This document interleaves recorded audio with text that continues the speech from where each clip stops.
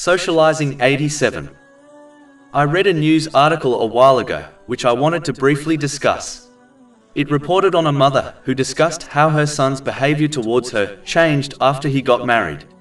He neglected his mother and rarely contacted her after he moved away with his wife. But this mother learnt to live with what happened and claimed to understand that people come and go.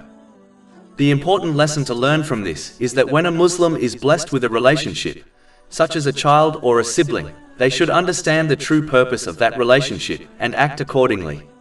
In each case, they should learn and fulfill their responsibilities towards them according to the teachings of Islam to the best of their ability. But more importantly, do all this for the sake of Allah, the Exalted, as He is the one who has commanded them to fulfill the rights of the people in their lives. If one genuinely acts for the sake of Allah, the Exalted, they will never expect nor demand anything from people. They will not overly rejoice when people do things for them, such as showing gratitude, nor will they grieve if they neglect them.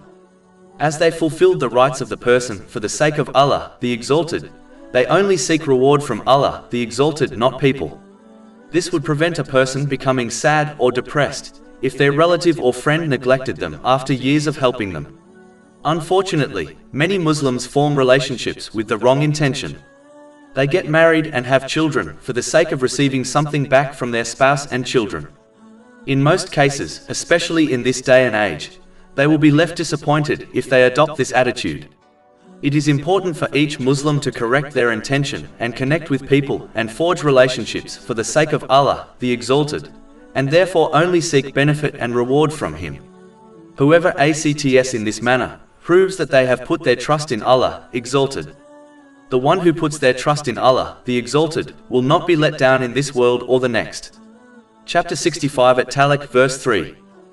And whoever relies upon Allah, then He is sufficient for him.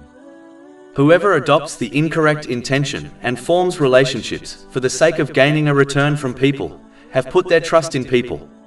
And whoever relies and puts their trust in people will be let down, sooner or later. Chapter 22 Al-Hajj, verse 73.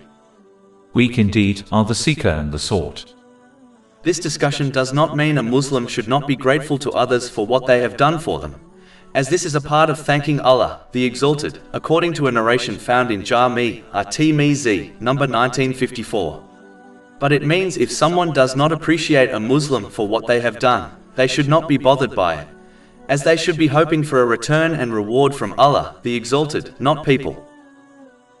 Over 400 free ebooks, audiobooks, infographics, podcasts and blogs available on our website, www.shaykhpod.com.